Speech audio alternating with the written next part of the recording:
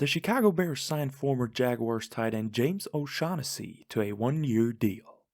And with that, welcome back, guys, to another episode of the German Bear Podcast. And today we have to talk about the latest addition by Ryan Poles and the Chicago Bears. And I mean, this is nothing too special, but I think at the end of the day, it's still a pretty damn good addition to the tight end room that has the potential to end up on the 53-man roster.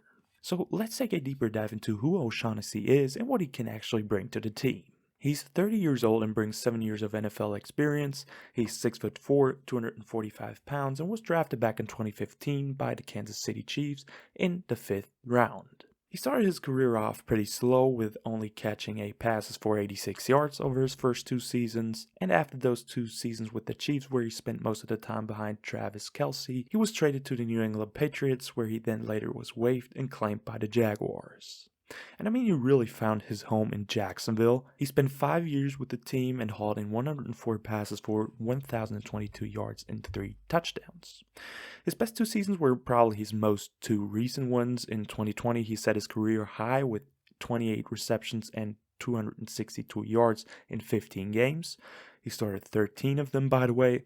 And last year in 2021, he only appeared in 7 games due to injury, but pretty impressive 24 receptions for 244 yards, especially if you put that in comparison with his 2020 season, where he put up 262 yards in 15 games. He was really on his way to beat that career high of himself fairly easily.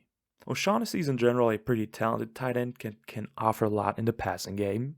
He continuously developed and got better over the years. He got pretty good hands and offers a good portion of athleticism that can really help Justin Fields as well. Plus, his blocking also developed over those years and got better constantly.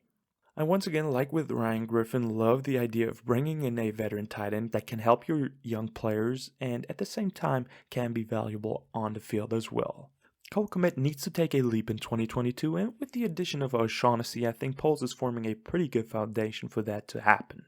Same goes for Jesper Horsted as well. I think he's more of a long-term developmental guy that's still got more time left on the clock because there's more pressure on Cole Kmet being a former second-round pick, but it's great for both guys to have veteran presence that has years of experience in the NFL that can help them in the weight room, that can help them on the field. They can ask them everything they want. They have been through adversity a lot in their careers, and I'm talking about O'Shaughnessy and Ryan Griffin. So 2 very good additions in general, I think.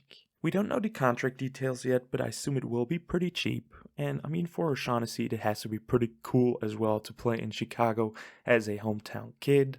So just to finish that up, in general, I think this is another very solid move by Ryan Poles to fill up the roster with some quality players. I don't know how much tight ends the Bears ultimately want to keep on the roster, but with Cole Kmet, Ryan Griffin, Jesper Horsted, and now James O'Shaughnessy, I think there are definitely some good options to pick and choose from, and we could definitely do worse than that. So that already wraps up the episode, guys. Thank you for tuning in. Stay tuned for the mock draft 3.0, which should be coming out the next couple of days. Like and subscribe if you liked the video. Check out Instagram for the latest news. And as always, guys, bear down.